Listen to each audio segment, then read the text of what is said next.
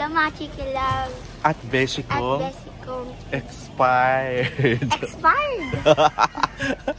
Hi guys! Punta kami ng Alabang dahil kukuha kami ng passport. Ayun na nga mga Chiki Loves at beshi kong expired. For today's video, samahan nyo kami dahil pupunta kami sa Festival Alabang. Naka-appointment kasi ang aking bunsuan na pamangkin na si Daniel at ang kanyang mami para kumuha ng passport. Excited na excited ang bata. Sa sobrang excited niya, talagang sa car na kami kumain. Akala ko nga nasa mini resto na kami. OA yan lang. Syempre nasa vlog tayo, di ba? Balik tayo sa kwento. Last year kasi kumuha kami ng passport. Ang nakuhaan ko lang yung anak ko saka si Kuya Mateo. Tapos siya, hindi ko siya nakuhaan. Alam niyo ba kung bakit? Sa kasyungahan ng beshi nyo. Hindi ko na siya kinuha ng appointment. Kasi di ba dati, pag 7 or 8 years old below, hindi na kailangan ng appointment, di ba? Meron ng walk-in pero hindi talaga kami pinayagan. Laputa yan. Pero kung mga matataas na opisyalis yan, pak yan, makakalusot yan, di ba? Ganito talaga dito sa Philippines. Palakasan, ang lalakas namang magnakaw. Keme, dead man na, baka masira pang araw namin. Ang fresh ko pa naman, Keme. Medyo napaaga kami dito mga Chiki Loves at beshi kong expired. Alam niyo kung bakit? Ang travel nga lang pala is 45 minutes from Calamba to Alabang. Nakalimutan namin, akala namin doon kami talaga sa Pasay pupunta. Pero okay na, mas okay nang maaga. Siyempre, maaga din kami sa pila, di ba? At buti na lang talaga inagahan namin dahil pang-5 na kami sa pila. Dahil kung hindi, baka hapon pa kami natapos. So, ituloy na natin ang chika. Ayun na nga, Mark. Siguro mga 1 oras at kalahati talaga kami naghintay dyan. At nung pinapasok na, nangunguna na ang pamangking ko. Sobrang happy naman ako. Finally, makakakuha na siya ng passport. Then, pumasok na sila. Mga 30 minutes lang kami naghintay din ng kapatid ko.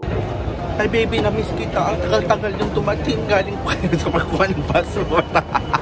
At pagkatapos niyan, relax man baga muna dahil alam nyo ba mga Chiki Loves at beshi kong expired, ang pinaka-best way para ma-relax kayo at matanggal ang mga anxiety at depression nyo, magpamassage kayo once in a while. Pero mas bongga kung magjowa kayo, pareho kayong marunong magmassage. Mag-aral talaga kayo mga Chiki Loves at beshi kong expired. Tapos after nun, happy ending, mas masarap. Keme! Siyempre, hindi mawawala ang foods, kain-kainan, especially ang kids. Alam mo naman, Jollibee, bida ang saya. At ayun na nga, umuwi na kami, pagoda ang bata, o diba? Thank you for watching mga Chiki Loves at sa mga beshi kong expired. Babu! God bless you po!